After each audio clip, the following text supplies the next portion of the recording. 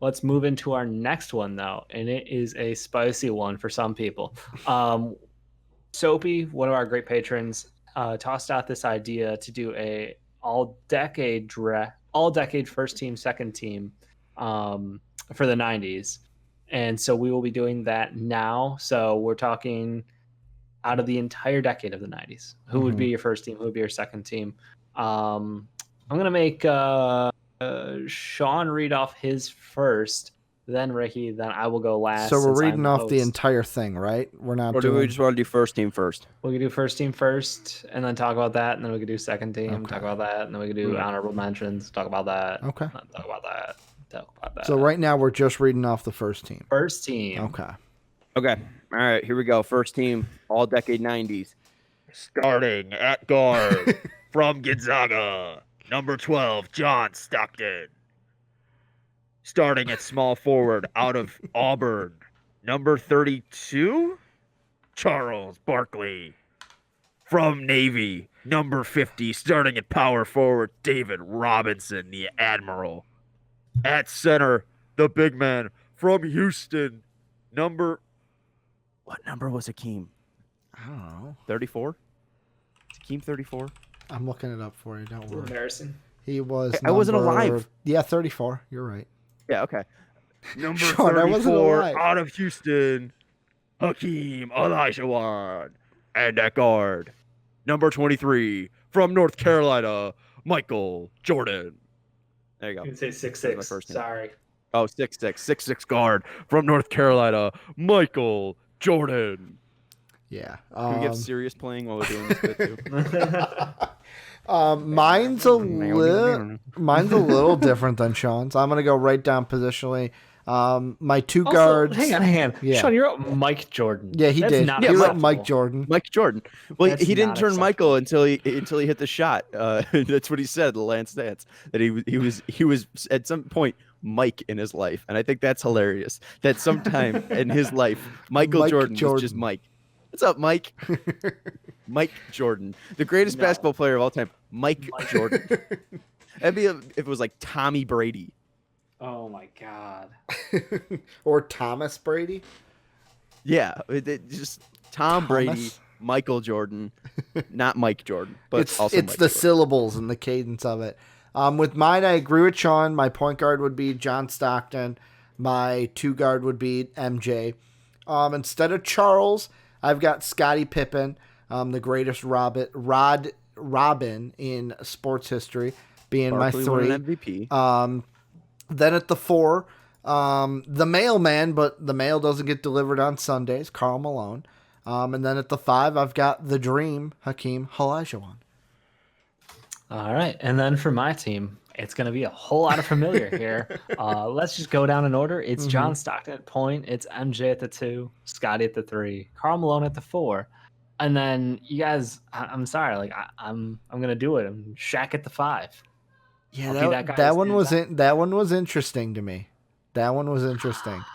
Well, why was it interesting to you? Because Shaq was arguably the most powerful force in the NBA, unstoppable. But so in the NBA, so young Shaq was unstoppable.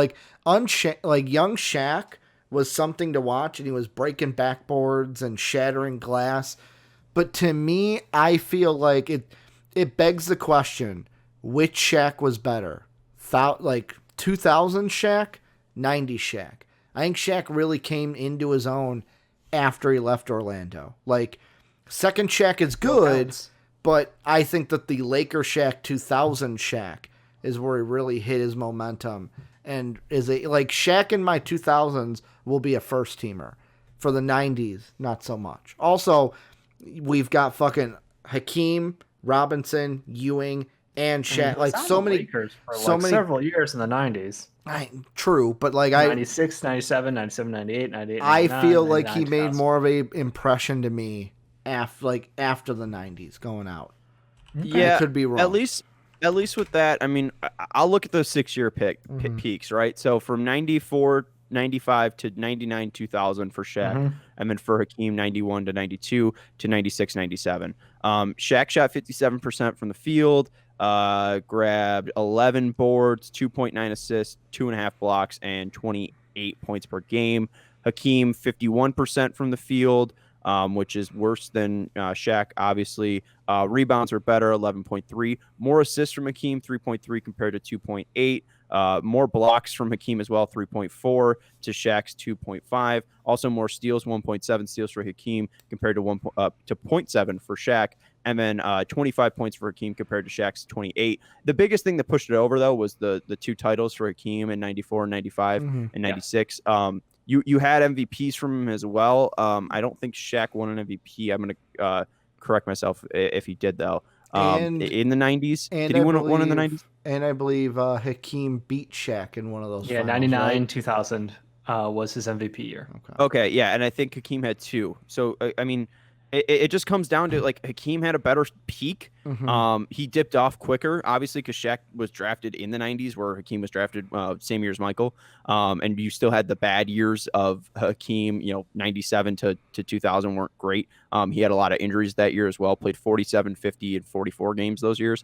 But, yeah, I mean, we're talking about, what? 2-time MVP or 93, 94 MVP was Hakeem's only MVP, but also 2 finals MVPs, 12-time All-Star. I just think that looking at the centers, like Shaq's peak really extended into like the early 2000s, where I think Hakeem was probably a more defining player of the 90s, just because best years were in the 90s. No, but I'm just saying more of like, just because Hakeem was there from the 90s to like the start of the 90s to the end of the 90s. When I think of the 90s, I think of Jordan basketball. All right. And in the middle of that 6-peat, Hakeem's team was winning ships, right? So I'm not saying it's Hakeem was a better player. I just think with the accolades, and if you're looking at the peaks, it is a comparable peak. Hakeem was better defensively in those peaks. Shaq was better offensively. And really what it comes down to was the 2 titles that Hakeem won. That's fair. And that's a totally logical argument. I would counter with, but Shaq made Kazam. I would counter with, Hakeem didn't make Kazam. That's funny Kazam story. I left that movie early as a kid. Yeah, I remember that movie. No, I remember that fucking clear as day. My grandfather took me to see Kazam because I really wanted to go see it. And I was eating popcorn, and I got popcorn stuck between my front 2 teeth, as my dog won't shut up. It got stuck between my front 2 teeth, and it annoyed me so much I couldn't get it out. Had to go home. Couldn't sit there. Like, it was so annoying that it was stuck in between my 2 teeth, so we left. That's rough. Dave, just looking at win shares favor you. Looking from 1990 to 91 to 1999 to 2000. Leader in win shares, weirdly enough, Karl Malone, the 146.3. Robinson, 135.3. You have to go down to 9 and 10 to talk about Shaq and Hakeem. Shaq, 94.1. Hakeem, 90.7. So look, I think if we're talking wrong, and I know we're splitting hairs, personal preference, Shaq could have been the greatest of all time had he given a shit about basketball. Yeah. And I think that's where most people draw their divide on him, is you either appreciate, what he did bring, or you hate him for the fact that what he could have been.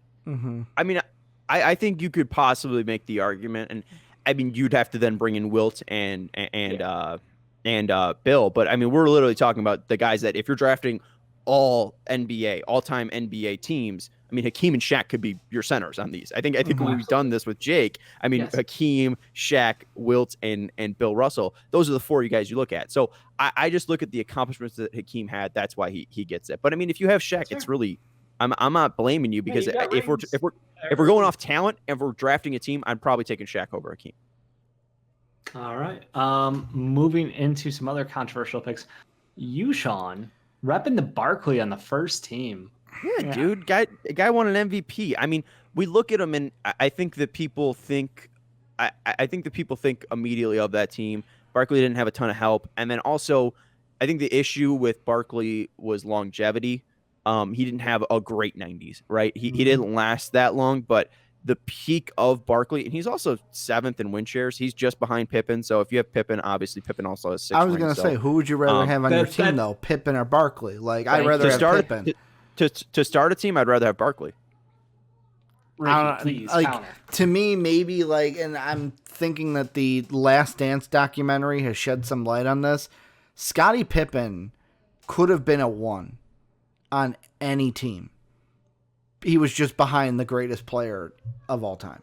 That was just what it was. Where if I'm picking a team and MJ's off the board and Malone's off the board and it's I got to pick between Barkley and Pippen, I'm taking Scottie Pippen over Barkley 10 out of 10 times. I mean, that's fine. Yeah. You're a Chicago Bulls fan. You're a homer. That's fine. But when people think of Scottie Pippen, they think of exactly how you introduced him, as Robin, right? They don't think of him as a 1. Charles Barkley won an MVP. Charles Barkley in the years from 1991 to 1996, 97, and this is and then for Pippen, 91 to 92, 96 to 97, Pippen averaged 27.5 and 5.9 and then 2.2 steals, 48% from the field, 34% from 3, where Barkley's out here dropping 23 points, 11.5 boards, 4.3 assists, 1.6 steals, over a half a block a game. He's shooting 51% from the field. I mean, Charles Barkley was a better basketball player than Scottie Pippen. See, here's Scottie where I has would argue. rings. But I look Rings, at it. Ernie. Rings. I look at it this Scottie way has too. rings, but also Scottie was playing with literally the best player ever. Which means that or- Scottie Think of him as sacrificed Robin. his individual game in order to win games. He knew what needed to be done to better his team and to be a team player. You could argue that Charles Barkley did not, and that could be. Dave, if you put Barkley on the Bulls, which could have happened, by the way, that was a possibility. Proposed, yeah. If Barkley was on the Bulls, I bet you that Charles Barkley was doing the same damn thing that Scottie Pippen does. The example I would use is the 93-94 season. While Jordan was out there, playing a little baseball, Scottie Pippen and the Bulls, 55 wins. Without MJ, 55 wins, only 2 wins behind the Hawks. And then how many the finals Suns were would the Bulls go 56. to without MJ? Yeah, but it wasn't just Charles wasn't the only reason they went to 93. But answer, how many did they go Zero. to? Zero. They lost to the Charles they lost went to to it with the leading. Yeah, Charles but who leading a team went to the finals. But and here's the other side of it. In both of those years, they took the Knicks to 7 games that first year. Knicks would go on to go to the NBA Finals and lose to the Rockets. And then the Magic, we lose in 6, and that another team went to the finals. Where it's I look at it and it's Scottie, those Bulls teams, maybe the 94-95 one, that one's a little bit of an asterisk too because fucking Jordan came in halfway with that season. Now we're getting asterisks. No. Now I'm we're just giving saying. all these. I'm just saying. Jordan did play in that season. It wasn't a full non-Jordanless season, where he was there in that playoff series. But that 93-94 season, that was all Scottie, and they're still there at 55 wins. Let's compare those 2 seasons. I mean, Barkley was dropping 23, Scottie was dropping 20, and this is when he didn't have MJ. Charles grabbed 11.3 boards, Scottie grabbed 7.3.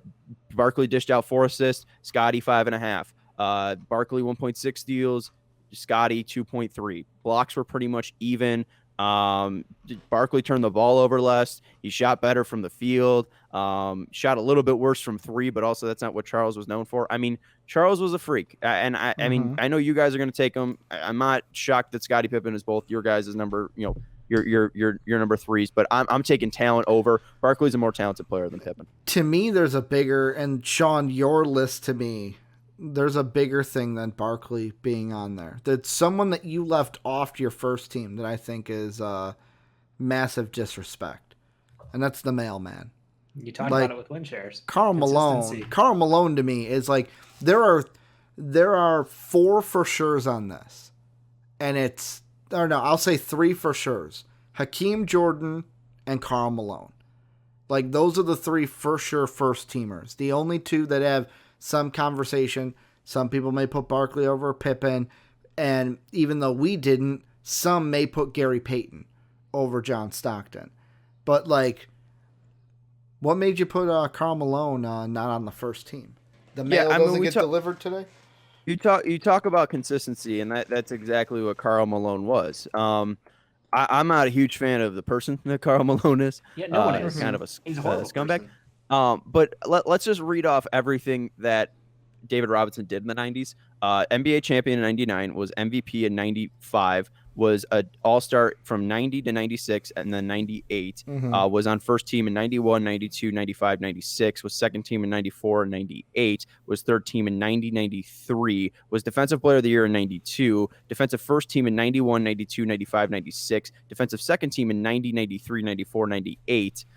He was the scoring champ in 94, rebounding champ in 91, block champ in 92, rookie of the year in 90, first team rookie in 90, was on the 50th anniversary all-time team. I mean, David Robinson didn't get a start and a longevity to his career because he was serving our country. If David Robinson had a full-out, fleshed-out NBA career, he would have a better career than Karl Malone. He just didn't have the same time that Karl Malone had. And honestly, I think if we're looking at the dominance of David Robinson, it's stupid. The dude was literally a brick shithouse when we look at him. Like, that is the definition. And so was Malone. I'm not going to out that Malone was also jacked out of his mind. Malone would be, in my mind, a two-time but- champion without Jordan. Like, if Jordan wasn't Easily. playing, Malone would have been a two-time but also champ. he had another teammate on his team. Well, No, Jeff I know. Hornacek's 12 in win shares. Stockton's on this first team. It's not like Robinson had. I mean, if you give Robinson a full healthy slate to play with Tim Duncan, they might win 5 championships. And that goes into the point. No one's saying that Jerry Krause was wrong when he made those comments about the organization going along with its organization, coach, and players that win a championship. He's just an asshole. It does take more than just one person to win a championship. Yeah, I know. And I think that if I'm building a team, I would rather have David Robinson over Karl Malone because I know that David Robinson's a leader. And David Robinson can also block, is one of the best defensive players of all time, was a scoring champion beating Shaq. I mean, what couldn't this guy do? And he was able to do it in so many different ways on bad teams. And yes, he couldn't stay healthy. That was the one thing he couldn't do. I think that if you gave Robinson the same exact time and the health of Karl Malone, he would have had a better career than Karl Malone. Potentially, but he didn't. But he and didn't. Karl Malone This isn't a what would have happened. This is a what did happen. Karl Malone was guaranteed buckets, guaranteed rebounds every single game. He was the go-to guy that made the Jazz a fearsome force in the playoffs. Like, he was the engine of that system. Like, John Stockton, all the credit in the world, but those were some easy fucking assists. Can we just agree on that? It's not like I'm not saying he isn't a great player. I still have him on my first team, but he's stat padding just a smidge back then, you know? It's the threes that get him the first team. It was the guarantee points from Karl Malone. Yeah. It didn't get much easier than that. So as much as I hate Karl Malone off the court, you got to admit on the court he was one of the best power forwards we've ever seen in the NBA. And the longevity of his career. And I know this is just an all-decade team, but yeah. Hey, I mean, I cheated a little bit too. I mean, putting David Robinson, who was a center for his entire career. You know what? I'll allow it as a Dave power did forward. That later. I did because I saw you had it. So I was like, oh, we can do this? Cool. Field goal percentage, exactly the same. I mean, they're pretty much the similar free throw shooters as well, and this is throughout the entire 90s. Like, I'm not cherry picking stats here. Admiral was a better defensive player. That's not even debatable. Malone wasn't even averaging a block a game, where you have David Robinson over 10 years averaging 3 blocks per game. 23 points compared to Malone's 26. Like, I understand where you guys are coming from, and Malone did have more success team-wise, but I think defensively, offensively, you don't find a better blend outside of Hakeem and Shaq than David Robinson. I think that you're getting a better all-around player, a better leader in David Robinson. I think if you gave him John Stockton, I think he would probably have the same team success that Karl Malone did. You're not wrong that Karl Malone deserves ranking. I'm not upset you guys put Karl Malone first team. But I think that when you get the blend of defense and offense that Robinson gave you, I don't think you could stop him. Fair enough. All right, let's move into our second team All NBAs here for the 1990s. Sean, we will start it off with you. All right, hold on. I was plugging in my computer there. All right, second team. Guard, I have the glove, Gary Payton. At shooting guard, at the 2, I got Reggie Miller. At the 3, obviously Scottie Pippen. At the 4, Karl Malone. And at the 5, Shaq. Then for me, I got Gary Payton at point guard, Reggie Miller at shooting guard, much like Sean. I've got Grant Hill out of Duke at the 3, at the 4. The what is it? I'm gonna fuck it up. The round mound of rebound. Charles Barkley, and then at center from New York via Georgetown, Patrick Ewing. Sure. And to round it out, I also had, guess what? Gary Payton at the 1, Reggie Miller at the 2. Seems like 2 no-brainers in second tier. And then, Charles Barkley at the 3. We're all cheating here. I'm saying David Robinson at my 4 and Hakeem at the 5. Because you know what? 2 7-footers playing next to each other. Who's going to stop that? So I want to start off especially with those two. I mean, that's the greatest 4 or 5 ever. I want to start off with a player because of who suggested this topic. Yeah. And I know he is sitting there watching this, being like, 2 of the 3 of you are wrong. Soapy, Pistons fan, for those of you who don't know, patron who suggested this topic, patreon.com/podcast.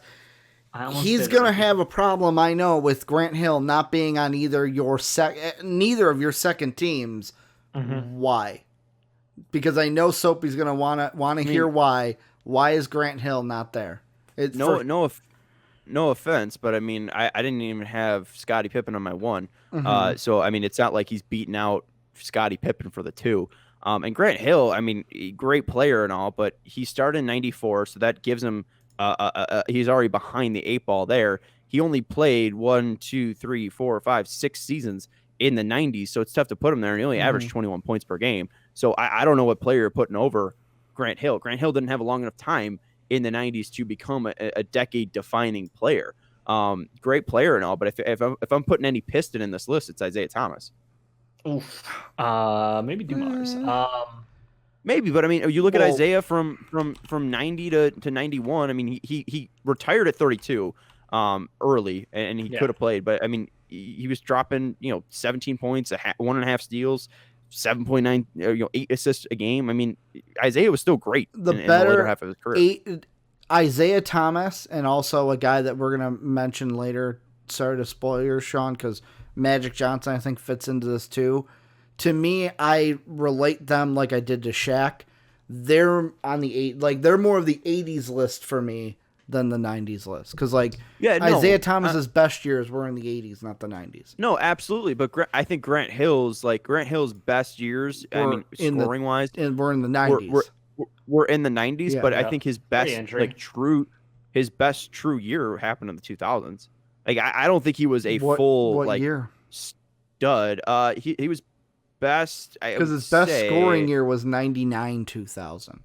So that's technically Winshares would say it's 96, 97, 95, 96, and then 1990 and 2000. I mean his first 5 years are all Detroit years. Player, but to me he always just he was Scottie Pippen light as far as his stat line, and then when you looked at his team contributions and everything around that, you're like, okay, he literally has all the tools to be an insane level player at the NBA level, but he just got cut short. And I'm with you as far as his time in the decade.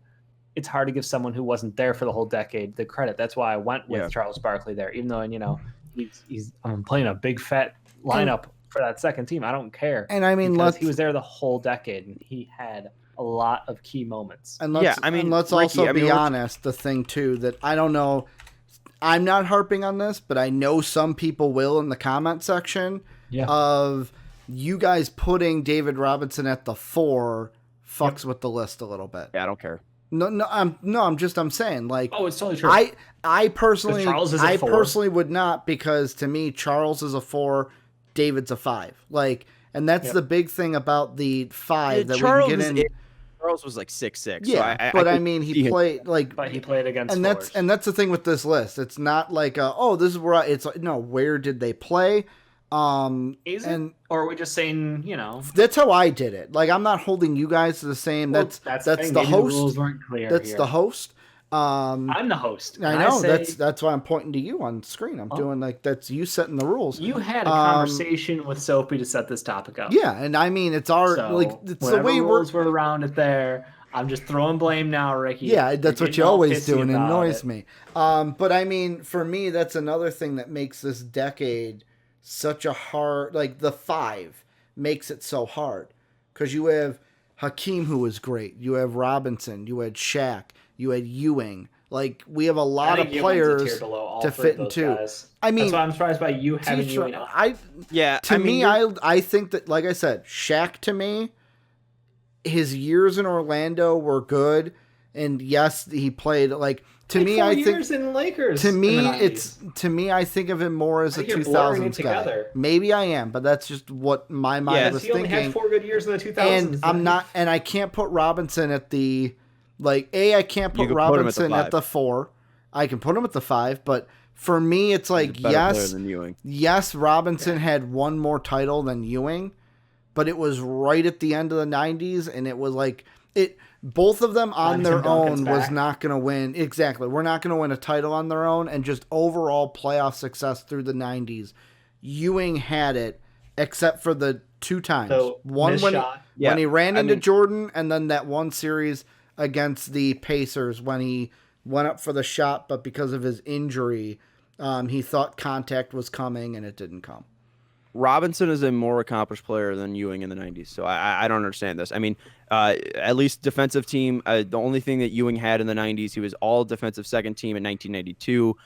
He was all NBA second team in 91, 92, 93, and 97, and he was first team in 90, where you look at Robinson, and Robinson just was a first teamer 4 times, a second teamer 2 times, a third teamer 4 times, defensive player of the year, MVP, scoring champion, block leader, rebounding leader. I mean, he was a better player than Patrick Ewing. Patrick Ewing is the most overrated player in NBA history. I wouldn't say no, most overrated in NBA history. I don't know if he'd be the most He's a overrated. Knick. He's overrated. He's overrated. No, he is not even on my honorable mentions list because he doesn't deserve to be there. Shaq is a that better is player. blasphemy David if Rob- I've ever heard David it, and that's coming from a Bulls fan. He definitely deserves to be on the You're honorable mentions overrated list. because you want to hype up Jordan. You No. want to think Ewing was this big badass. Ewing wasn't that good. If I wanted to hype up Jordan, Clyde would be on here. Who Diamond says, "How about Clyde?" Clyde would be on here. Magic would be on here. Just anyone he played. I would have Charles in my first team if I wanted to hype up Jordan. If you forced me to play strictly positional, then yeah, I would have Clyde at my 3, and on my second team probably. Yeah. And I would slide Barkley down to the 4, and Robinson would be off my list because it'd be Hakeem at the 5. But like when I talk about talent, I'm like, I know David Robinson is just a better player than Clyde Drexler is. I get they don't play the same position. It's apples and oranges, and that's an opinion, and that's what I'm entitled to. Well, with Clyde, would he be a 3 or a 2? 3. I play him at 3. Let's see. Yeah, 2. He played 2-3, so he's one that you could switch between the 2 and 3. Technically, you could put Ewing at the 4. They have him listed as power forward or center. Good for him. I'm not doing on the year for him, but yeah. One of the things I think is interesting is the fact that we all are in agreement on Gary Payton and Reggie Miller as the locks. Were there any other guys who were just on the outside looking in for you guys for the guard positions for second team All NBA? Clyde. Like Clyde, ideally it should be Gary and Clyde, but I love Reggie Miller so much. Like that was one of the non-Bulls players in the 90s that like there were 2 guys. It was NBA Live 97 because one of the guys was on the cover. That for the 3-point competition, I was either taking Steve Kerr, hometown guy, my Chicago Bulls. I'm either taking Tim Hardaway, who was on the cover that year, or I'm taking Reggie Miller. Like this was just I love Reggie Miller. I'm putting him on my second team. Although most people would disagree with us and put Clyde here, but I think the problem is Clyde's a better 80s player. I mean, Clyde's peak was in the 80s. I mean, that's the issue here. I mean, his Blazers went to the finals in 92, but you could say the same thing about Magic and the Lakers in 91. Yeah.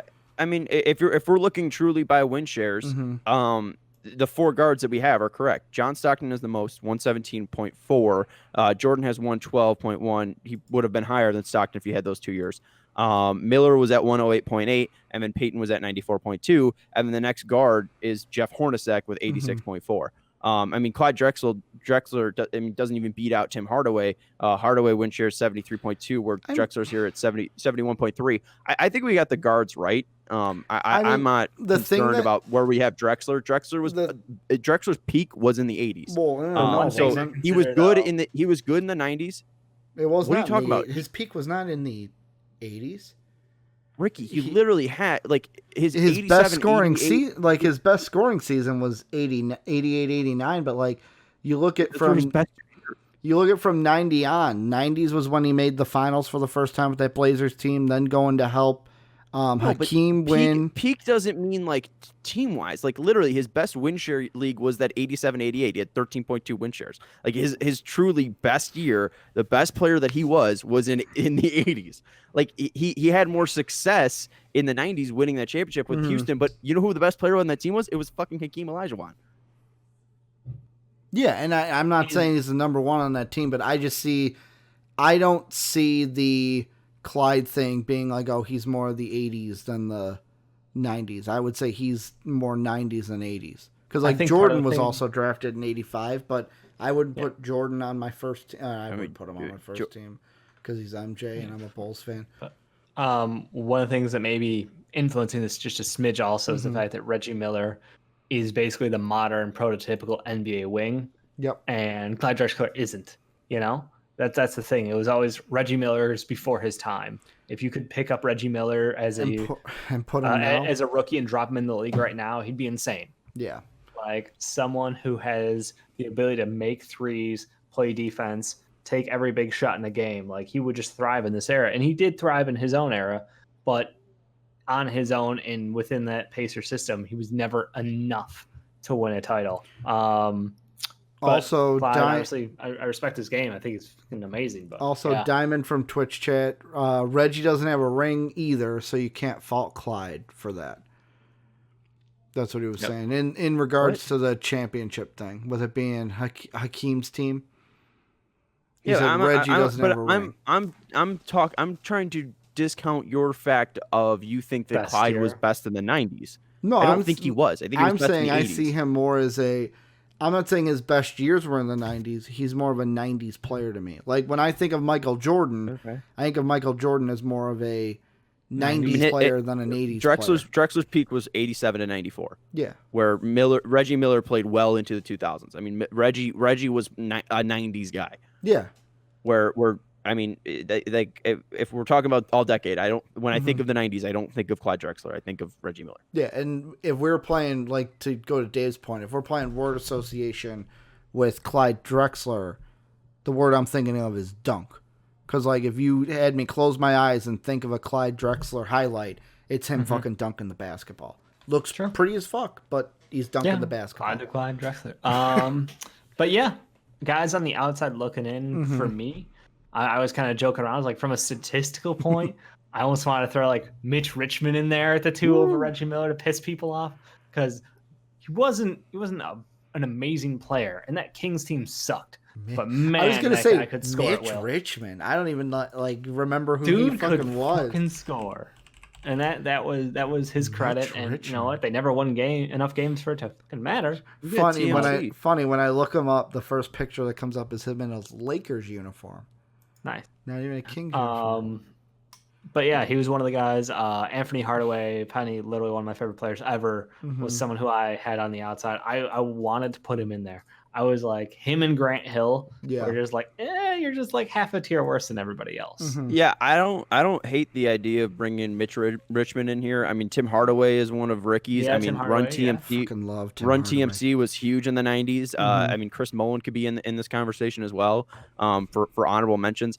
Guys I had, obviously, Clyde was in there. Sean Kemp, we haven't talked about Sean Kemp. I mean, he's number 2 against Gary Payton. I mean, and he might not have been that great of an all-around player, but I mean, the dude was a freak, and he was absolutely. I mean, this is SportsCenter's heyday, and Sean Kemp was on SportsCenter every night because he was just a highlight reel. Also, Dennis Rodman deserves it too. I mean, we'll get into the biggest name, and we kind of mentioned him a little bit in Magic, but I mean, Dennis on those Detroit teams, obviously on the Bulls teams, a huge star in general. I don't know if his basketball play truly deserves him to be on first or second team all NBA, but I do think he deserves an honorable mention just because of how big of a star he was in the 90s. Impact to the game. I mean, yeah, no, I mean, it's hard to argue that a lot of players had more impact on the game of basketball in the 90s than he did. I mean, like you said, 2 franchises, 2 rings, just all in all an amazing talent, and there's no way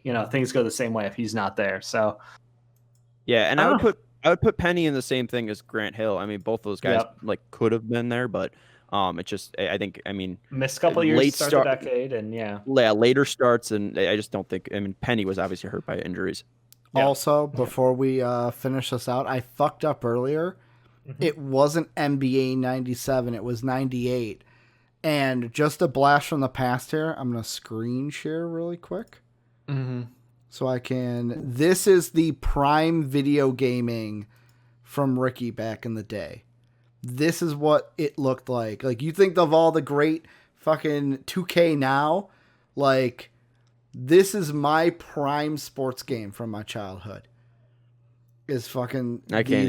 Look at the clown hair Rodman. Wow. Rodman. Like, I loved it because of even like this.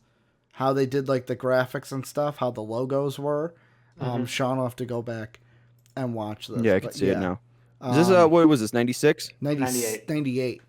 I said 97 earlier. I meant 98 because Tim Hardaway was on the cover. I played that game. I think it was either that game or the game after. I know Will Purdue was on the team, and that game. I used to go to this one house for Christmas every year. It was my Aunt Mary's, and we would always either watch NFL, like the Christmas day games that are on, like whenever the Lions were playing on Christmas Day, or around that Christmas, like the Saturday games. And then she also had a PS2, and that was the only, or PS1, and that was the only game she had. And all my cousin and I would do would just take full court shots of Will Purdue. There's a childhood memory. Oh man, because 99 had fucking is that Ray Allen on the cover? Boston's no, it's fucking Antoine Winfield. No, not Winfield. Oh, who am I thinking of? Celtic Jameson? player. No, Antoine Walker. Boston Celtic player. Final guy I'll throw out there is just it's Magic. I mean, he if he didn't get sick, he would be on here. He when he came back in 94, 95, like he was still a pretty good player. 19 points or 14 points per game. He shot 37% from the field, 5.7 boards, 6.9 assists. We saw him a little bit with the Dream Team, obviously. Played a couple All-Star games then too. But his last season, 19 points, 12.5 boards, 47% from the field. Like I think if Magic was still healthy, I mean, we probably would have Magic Johnson on one of these teams. And wasn't it not just the illness itself, but wasn't there before he came back for that last season, like the league wouldn't let him come back because of the whole like players were, I thought it was in the 30 for 30 that they did that he was a part of, where it's like players even in that season when he came back were like afraid to touch him, like afraid to like, oh my God, like if I come in contact with him, I'm gonna catch it, kind of a thing, just because of how like much we didn't know medically at the time. And the internet wasn't really a thing. I could be wrong, but I think Larry was the first person to come. It might not have been Larry, but I think Larry had a big part to do with embracing him, and making sure like, hey, it's all right. I could be absolutely wrong on that, but I know what you're talking about, Rick. Yeah, because there was a part in that documentary where I think it was Larry when he hugged him. Everyone's like, "Whoa!" Like, look at what Larry just did, like kind of a thing, because everyone was fucking afraid to get near him. Yeah. No, it was an unfortunate way to end out his career, but yeah, he could have been. I mean, we already talked about him as one of the greatest point guards ever, but the 90s, He's top 10 player all time. Yep. Kind of interesting thing overlooking this thing. We've got basically the dynasties from the 90s here. MJ, Scotty together, Stockton, Malone together. And I just wonder, like, and obviously Hakeem and Clyde, like, so we've got the three tandems from the 90s. And then the guys who like branched off on their own, like it was Reggie Miller. We all have, again, we talked about him, why he's on that list. Barkley's such a personality.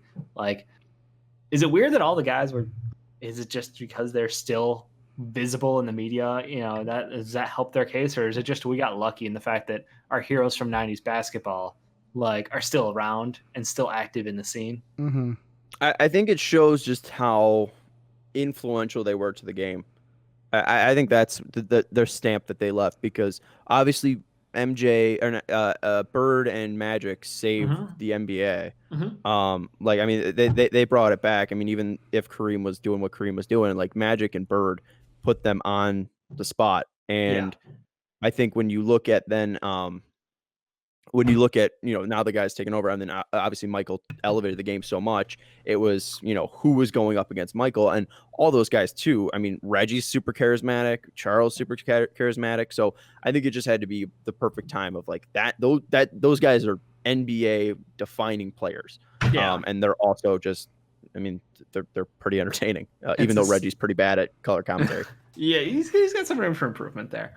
But I mean, like, it is the start of the modern NBA. It's when media hit big for the NBA. They came along at the right place, right time. The rules started to change after them because of them, even. Mm-hmm. So, like, their impact on the game, I don't know, like, when you talk about the 90s, like, it's a game-changing generation as far as talent and their impact on the game, impact overall in the world as a whole. MJ brought basketball worldwide. Like, you don't even think about how big that is for other countries, and just it's insane when you look back at it. So thank you again to Sophie. This is an amazing topic. I'm glad we're starting the series up for the All Decades team. Again, if you want to be a patron like him, check us out, patreon.com. But yeah, thank you guys so much. It's been a great episode of Superfans. Hope you guys all enjoyed it. Do we got any update on the Bears draft before we just Shit. No, they haven't picked yet. haven't picked? Indianapolis apparently has 3 picks in a row at 211, 212, and 213. Yeah, we're not Yikes. even to the 7th round yet. Oh my God, they slowed down. Well, thank you guys so much. We will hit you back up next week with probably a full recap on a bunch of stuff that's been going on as far as the post-draft and a wrap-up. So thanks, everybody. We'll catch you next time.